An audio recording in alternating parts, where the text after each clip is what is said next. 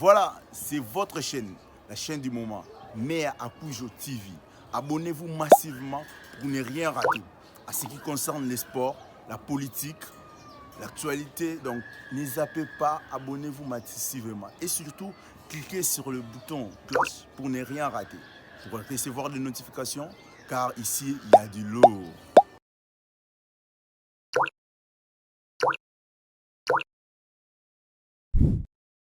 Mote balandia Sport Télévision na tonsa mine sengo mingi ko eba ete boza ebele devant ba etando ikena bino kolanda chaîne na bino bolingaka mingi Sport Télévision chaîne oyo epesaka bino ba information et epesaka bino lisusu bolingo ya mboka ezanga wa bino molobeli ya peuple Meya Akoujo l'homme selon le cœur du peuple na tonsa mine sengo mingi ya ko présenter bino émission ya lelo o ezali Congo na biso ezali Congo ya ngai ya yo pe ya biso nyonso. Donc soki yo olobeli bolamu ya Congo te muta kolobela bolamu ya Congo azali te. Na émission na bino ya Congo na biso tolobelaka mingi bolamu ya mboka bolingo ya Congo. Nini tosala pour que Congo na biso et avancer. Nini tosala pour que badongolo miso ba ennemi ba échouer na ba plan nyonso bazali ko sala pour faire taire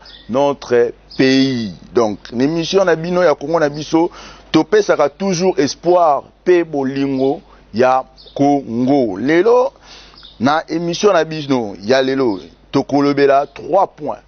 L'émission ya lelo tokolobela 3 points. Où ils ont basé. Tout premier point de sur justice. La justice où on a soulevé point où ils allaient venir Yamakasi où ils allaient motu Yamakasi lancement de la première formation de 2500 magistrats civils et militaires au Badaki nommé après concours. Basalaki concours après concours biso tout et puis Badaki 2500 de Baponamaki et puis Badaki nommé par chef de l'État. Tout le concours, tout le lancement. Il y a formation ana pe na deuxième point torobeta lisusu masolo o etali makamuya j'ai ya francophonie biso tebija francophonie ko salama awa na mboka na biso Congo précisément na ville province de Kinshasa du 28 au 6 août et kozala awa na ville ya Kinshasa tokobeta masolo tokolobela financement tokolobela makambo ebele o etali j'ai ya francophonie pe na suka tokosukisa na o biso na toyebi na est na biso bitumbeza ko continuer pe événement récent o armée rwandaise na armée congolaise bazana tension toko mekampe ko éclairer opinion nationale pe internationale sur ba tension ana nde yangwana ngai molobeli na bino Meya Akoujo na kolobela yango na émission ya lelo ya Congo na biso mais avant tout to continuer na émission na biso ya lelo na kosenga merci na Nzambe ye oyo apesi biso force pepe malisusu ya kotelema liboso na bino bomona nga devant ba télévision na bino za grâce na ye pour apesi nga lisusu makasi pe force. Je dis encore un grand merci à notre DG, notre papa Patrick Feni pour la confiance placée à ma modeste personne et surtout sans oublier à notre patriarche coach Nzamba Wanzambe coach Benge Joseph grâce na ene bomonaka o nyonso to présentaka bino donc grâce à ba coaching na ye ne to salaka musala ndenge elongo bani pe lisusu na bosanité équipe technique o ezali ko accompagner nga o accompagner biso toujours etika kabiso te na sengi bino lisusu matondo mingi. Pour ne pas prendre beaucoup de temps, ne zappez pas, soyons là, on va parler du Congo. Donc, toujours le belalelo, Congo na biso, Congo ya ngai, Congo ya yo, Congo ya biso nyonso. Premier point de le belaïka, lancement de la première formation de 2500 magistrats civils et militaires de la promotion État des droits, nommés après concours. Ils ont été lancés dans le palais de la justice. Lui-même, le président était là. Et aussi, président de la Cour constitutionnelle, Yepé Azalaki Wana. Tout le monde a écouté le discours, président de la Cour constitutionnelle a adopté ce discours. Tous les magistrats ont convaincu qu'au gang Fati Beton. Et président de la Cour constitutionnelle, la PCP, merci Ming, a interpellé qui bango a qui bango été. Hier, Azana posa kutu bobenge Fati Beton, Azana posa justice na bisonde comme Beton. Donc population batunya so bazala pour ça que justice na biso ezala très efficace mutu tout azala na se ya mibeko mutu moko te azala likolo ya mibeko na moi introduction na sepela ki na oyo chef de l'état a prometté ki bango lobaki je dis j'engage le gouvernement à travailler avec le Conseil supérieur de la magistrature afin de doter le pouvoir judiciaire de moyens adéquats pour le fonctionnement des chambres discipline, de juridiction et office, et aussi pour l'amélioration du traitement des magistrats, pour éviter la corruption, pour éviter le jugement, il y a double tranchant. Donc, chef de l'État qui va doter les magistrats des moyens adéquats, des moyens pour que bazala influencer les sous-soutés. Donc, bazala déjà na ba moyen na bango oyo ko sala ke état muntu ayeko corrompre bango ba kwea les sous-soutés. Donc, eza déjà ba idée moko ya bien pour que Congo na biso ezala malamu pour Congo na biso et progresser. Balobaka la justice élève une nation. Soki justice a malamu ezali na mboka okomona ke nation et ko kende liboso et ko progresser.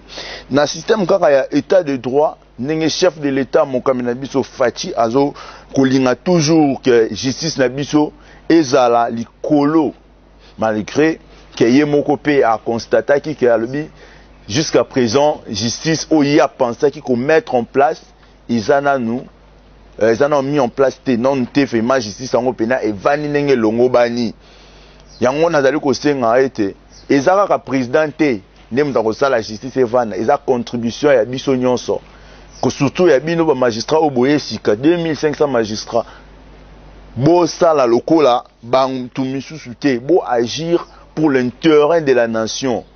mbongo eza la sukate bo kwesa ba matière nyonso bozwa te na ba université botanga pona mbongo bo tsambisa batu lolenge longo bani bo sala justice lolenge longo bani bongo nde ko sala Congo na biso ezala respecter même pas ba voisin même pas ba paya lelo Congo na biso ekoma na faux caché ba ebi ke pays na biso ba justice ezala nango na double tranchant justice morale sélective surtout eloko wana bato mbongo ceux qui ba na justice ba longa kaka pour ba ebi ba ko pesa mbongo ba ebi ke ba ko corrompre mais na 2500 magistrats oyo bobandi formation dénommé ba pesi mnoko état de droit et zala likolo ya nyonso état de droit est primé tozali na posa komona ete justice nde mutu ezali ko s'appliquer droit ndezoloba ezala teo bat baloba ke ye koto bachela ke 5 ye koto bachela 10 non ezala pena non sélectif mutu tout azala na se ya mibeko donc bo appliquer vraiment vision ya chef de l'état et kozala malamu pour que Congo na biso évoluer Congo na biso ezala respecter et pas ba paya donc yango wana nde conseil topetoli tokoki kopesa na ba magistrat oyo babandi formation dénommée état de droit tout monde a applicabilité ya état de droit yango parce que chef de l'état tant azwaki bokonzi mingi to bandaki kotala mingi o etali état de droit lobaki mboka na biso et kozala basé sur état de droit zaka ni respect ya mibeko donc to banana na bino moko ba magistrat militaire civil bo sa ke mibeko ezala respecter pas de ya olobaki ye koto azabo mutangambo wana tolingi yango te mutu nyonso asali mbeba a mérité etumbulo lenge elongo bani et surtout nazali ko profiter les sous na occasion o ndenge tozali ko lobela justice que ba profiter pe na ba dossier o ezali na maboko ya ba magistrat na maboko ya ba cour et tribunaux bo meka un peu tant bo ko sambisaka ba kongomani bo éclairaka biso ezala te ba dossier kundamaka bongo ndenge loko na ko fongola parenthèse na o elekaki na ba kidnapper o salamaki devant ministère ya intérieur basambisi bango oui, bakondane bango oui, mais bakongomani ebele onga na solo na bango bazalaki na posa koyeba bacommanditaire banani baza derrière kidnapping wana enlèvement wana, mais na jury ndenge basambisi bango tina suka batangi bakombo te esali biso vraiment pasi tozalaki na posa koyeba nani bazali kotinda bango, nani bazali na sima na bango, fournisseur na bango, actionnaire na bango ezalaki banani, bakongomani vraiment bazalaki na posa koyeba yango. Pe lisusu dossier sous ebele lisusu eza na Congo awa tozali komona clarté, tozali komona clarté, mona juridiction wana la fois passée alobaki ki aza compétent te, du coup lelo akomi compétent, donc bon mec un peu éclairer opinion pour ne pas opinion aza na doute sur bino. Ceux qui bolobi ki boza compétent, ceux qui de la juridiction bino mo bolobi ki toza incompétent, après un certain temps beaucoup ils sont compétents, ils ont malamu te, ils ont vraiment malamu te, wana bozali ko tia confusion et pas kongomani o pesi bino confiance. Donc confiance basakanaka nango te, confiance au peuple congolais esalaka na bino bato ya justice bozongiselaka biso yango ekozala malamu koleka. Toza na posa ya état de droit, toza na posa ya applicabilité ya baloi lolenge elongo bani yango wana nde conseil tokoki kopesa surtout mingi na 2500 magistrats oyo baye sika. Donc botambola na bosembo, botambola na pe pour appliquer loi lolenge elongo bani. Parlant na koti na deuxième point na ngai na lobela ki tokolobela mingi et si on est tokolobela vraiment etali G ya francophonie, G de la francophonie biso tout oyebi o ekobanda le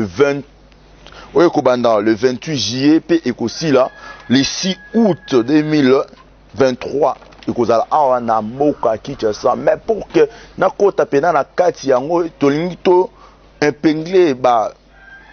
biloko mombe po na ba congolais bayeba ndenge nini président chef de l'état a se donné, ndenge nini gouvernement a se donné pour que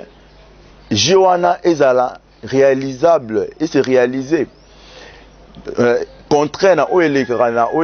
na bamboka misusu Joana qui na ko se dérouler kuna biso na mboka na biso gouvernement congolais ye monga a payé plus de 90% ya financement ya jeu à francophonie. Et les autres, bango mongo francophonie a payé 10%. Ou et ça la marate, herba sala kango na bamboka bapaya tout à lokola tango et sala maka na Gabon ou bien na Brazza. Et sala maka bongo te na Brazza même c'est là bango cité oyo. Au moins que la francophonie est important en plus na ba pays oyo ba organiser yango. Mais biso na Congo eloko sali biso pas c'est ça que kolo francophonie ou bien organisateur ya francophonie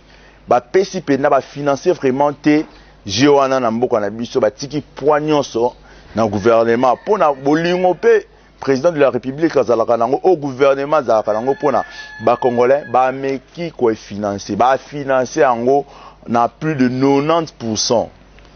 Yangwana vraiment la que tolinga Congo parce que ceux qui basala ki ngote elingeke za la soni pona Congo elingeke za la mawa mingi pona biso pe pona mboka na biso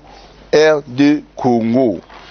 Pe lisusu basure ki ka na ko financer te basure ki ka na ko tonga te po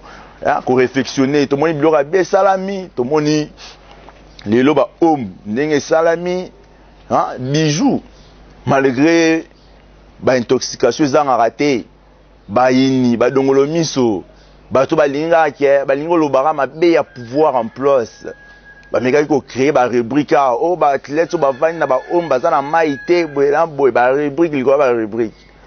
pona ko déstabiliser koyokisa RDC soni ou bien ko déstabiliser gouvernement en place, ko créer même ba dossier pour que Congo eyoka soni. Bongo eza malamu te. Batlet bavandi kitoko bongo vraiment. Bavandi na ba logement la bango ya bien. Mais comme bayini ya Congo bazarara bazo monter bakou sur bakou pour que gouvernement en place, pas même dans le gouvernement en place, c'est pour que le Congo ebima perdant na GO ya francophonie. Bamekaki koloba na nous insécurité, Kinshasa invivable pour tout ça, pour déstabiliser, pour désorienter ou bien délocaliser la francophonie. Mais je dis encore un grand merci à notre gouvernement et surtout à notre président pour la maintenance. Il y a GO na RDC précisément dans la ville de Kinshasa. Ben Forwana et ceux qui vont monter parce que tu as dit les villes de Kinshasa ils ont un problème belé kidnapping kuluna buena bue.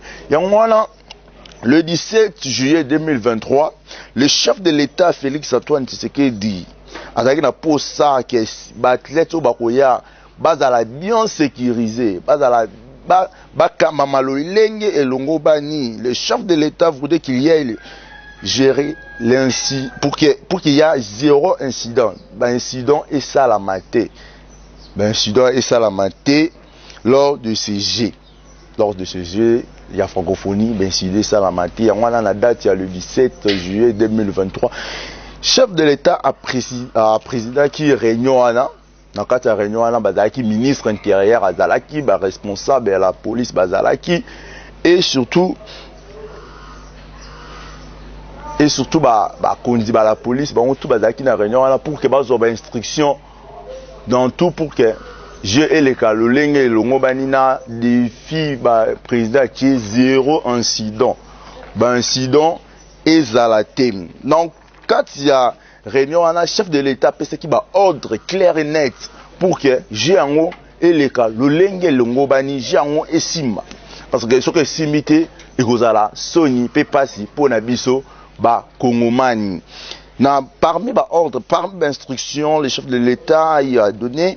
la création d'une patrouille mobile mixte en armée et police à déployer sur l'ensemble de la ville et de sa périphérique afin de lutter contre toute forme de criminalité. Donc, patrouille, au moins la question que qu'est-un homme, na campus, il y a un système mixte, il y a la police, il y a l'armée qui sont là. Tout ça pour sécuriser les athlètes, pour que incident ou criminalité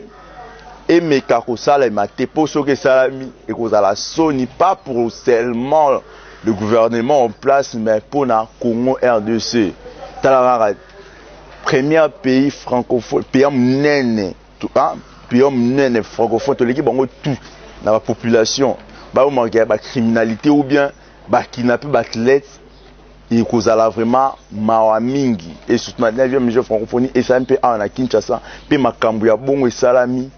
et cause la vraiment pas sikoleka Sony pour na mboka na biso yango nazali ko encourager batu o ba ko kamba patrouana mix entre armée na la police bo sala musala nenge longo bani. Toyebi kendenge tozana Congo bayini ya Congo bazali bakoya koyebisa bino bozana ba lâcheté membre ou bien botika ou bien bo favoriser ba criminalité s'il vous plaît bo kweyate bo sécuriser ba paya lolenge longo bani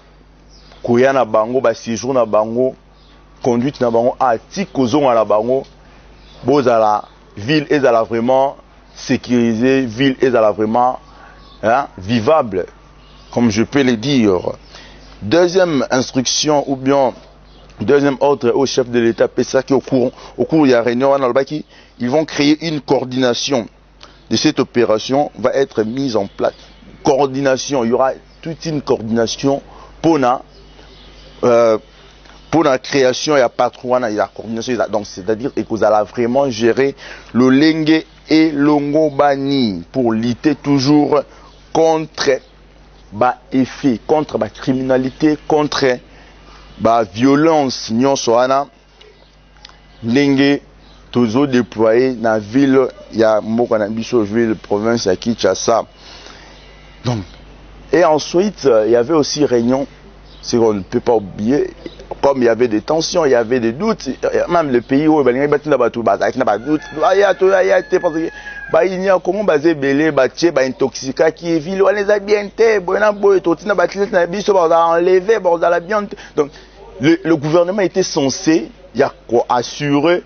ba partie prenante au bakoya na à francophonie et entre autres le premier ministre comme lui aussi fait il est aussi membre actif il y a organisation, il y a francophonie en RDC. Il a eu à parler avec les ambassadeurs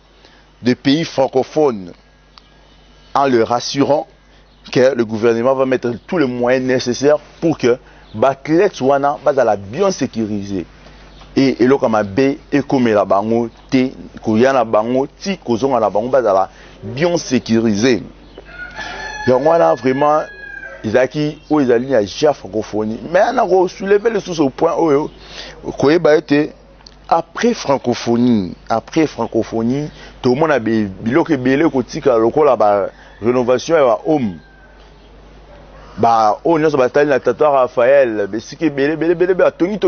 bari hein piscine etc. on a piscine wana o na campus na université au moins ba pelouse synthétique tout le monde a pelouse synthétique pe na Tata Raphaël. Sur question nga nazali ko se poser et la mingi après francophonie.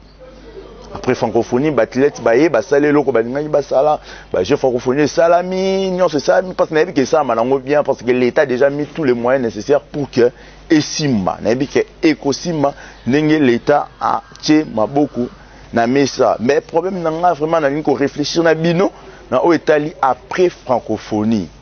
Comment seront gérés surtout ba homme. Surtout ba homme voilà prenez le liboso ni na olobela. Faut te dire que les hommes na kala, ils ont au moins des chambres mort 7 personnes. Chambre mort 7 personnes, 10 personnes dans chambre mort. Et tout ça, ils ont un comité de gestion qui peut gérer en haut. Et on a pu se poser la question, est-ce qu'après francophonie, pour que les visiteurs soient logés le soukuna, tant que vous allez loger, est-ce que bakotika gestion a un comité de gestion on va gérer les sous-soins ou bien créer comment dire la création il y a comité de gestion pour mieux faire les choses parce que comité de gestion au badai qui gérer on a na temps akala to mona ki ndenge komaki misusu kutu na o mwana komaki famille libota mobima komaki ko vanda wana surtout na ba cave wana. Ok, donc tu sais moi quand c'est à l'époque j'étais encore l'humanité. Moi quand c'est mon au vanda au biso vanda na homme. On peut vanda na homme, aux étudiants te vanda na homme comment? On a cave kuna papa pesa bonda. Maintenant oh mais si que les étudiants fait pas loger bino comment on vanda donc tu vois. Tout ça bon l'état chef de l'état n'a bêti sous c'était bon mais quand on peut kobongisa ils a vraiment malamu te communauté de gestion au barozwa gérant surtout nan ya o mwana bo meka un peu ko sala makamu lolenge mususu pour les autres mona chaque chambre le batil bon de musa bien propre ba toilette bien la douche bien donc communauté de gestion bozana la teka pona kokota mais pour faire aussi il y a suivi à biloko oyo gouvernement na biso et dépensé mongo ebele plus de millions et kotiwana plus de millions dépensés et ça a été après francophonie et beba pour tout mona ki o eleka ki na ndolo lelo soko ki o mona nenge papa yelaki nenge zalelaki na nenge komi lelo on se demande si vraiment papa zalaki wana hein donc ceux qui occupent lelo les places du cinquantenaire au mona ba laisser aller mon besala maka après événement donc tobe tapena c'était après événement oyo surtout na ba homme bocha gérance moi est bien pour que bijouana éthique là kaka bongo so moni couleur comment obeba bozela ateka ke ouais gouvernement ya les sousté so bino boza mamba communauté bo moni ke loko bebi bo rapidité bo bongisi pour que éthique là toujours malam surtout pe na interpeller pe ba étudiant o bakozonga o bakokota suna ba homme bozala ba responsable ba revendication na bino bokende ko buka ba vitre te bokende ko bebisa biloko batongi te bosa ba revendication ndenge longo bani okotisi lettre bokena nzela bozongi comme des gens responsables vous êtes quand même des intellectuels so ba chebino na ba bijou bongo après 2 ans 3 ans tout le monde a été beaucoup mis sango loro a ndenge za kana kala donc il vous a vraiment malamu te tous en la posa été Congo ezala bien pe to batela oyo biso moko tozo sala o tozo tonga et surtout na soulever ce point ya piscine terrain ya piscine wana ba bongisi na aussi gérer tout ce qui gouvernement alors là na biso ceux qui bakoki ko lukata ba entreprise ou bien structure membre ya sika ba ça là pour que ba dans cette même appel d'offres pour la gérance ya piscine et si quand on a ba ya bateka donc écoute ça ta mongo oyo ko sunga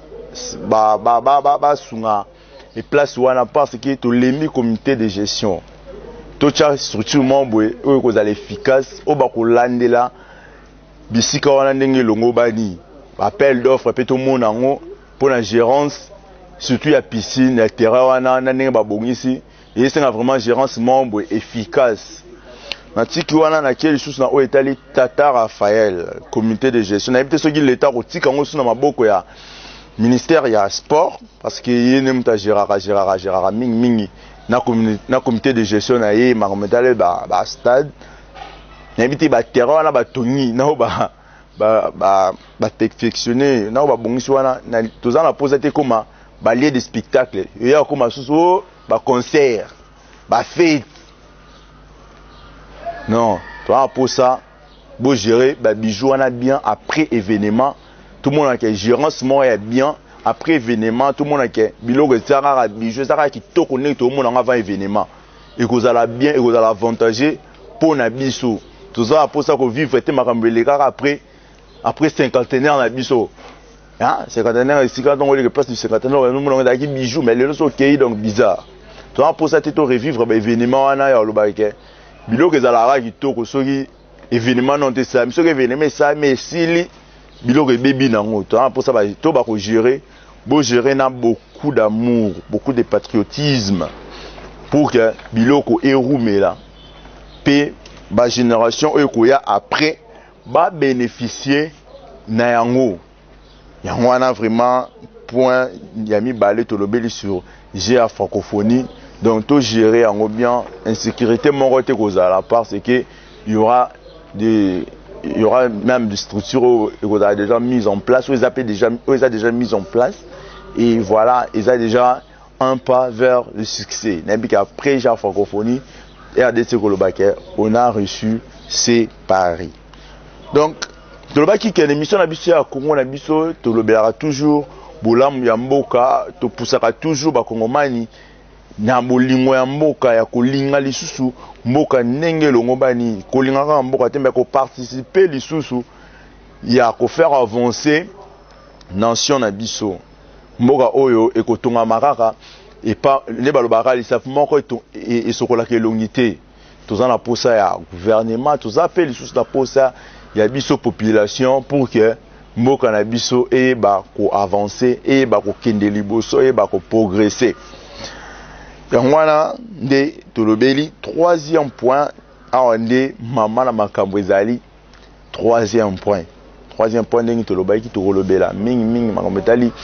sécurité. En parlant de sécurité, je vois déjà l'est de notre pays où insécurité et le jour au lendemain et surtout tension au ESA Nicolo entre Kokosa au armée rwandaise et Kokosa opinion nationale et internationale hein balinga bazipa bango misu ya ko justifier ba meka ko justifier attaque na bango na RDC ou déjà ba soda rwandais grâce à M23 biso tout oyebi ba soda wana ya Rwanda ba misu déjà ba koti sur le 3 territoires na biso ya Congo bazolinga ba meka ko officialiser attaque na bango wana mais na wana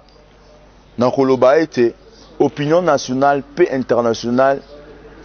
et ba ete le Rwandais sont en train de nous agresser ceux qui te pèsent réponse militaire ba condamner biso penate ba condamner RDCT ba condamner FRDCT parce que ils ont encore réponse il y a provocation au bangomne bazali komeka biso pe tokotika te na wana na interpeller sous gouvernement na interpeller FARDC na soutenir sous FARDC akoba nango ti na suka président de la République lobaki année oyo pas de négociation avec les rebelles tous en attente à négocier na ba M23 tous en attente au ça ba accord na ba rebelles Ce que c'est fait FARDC, je vous encourage à tokende tobunda pour que Congo na biso et banana kolonga nengelonga toujours toza FARDC ya kalaté, toza FARDC ya sika, toza FARDC ya fachi béton partout.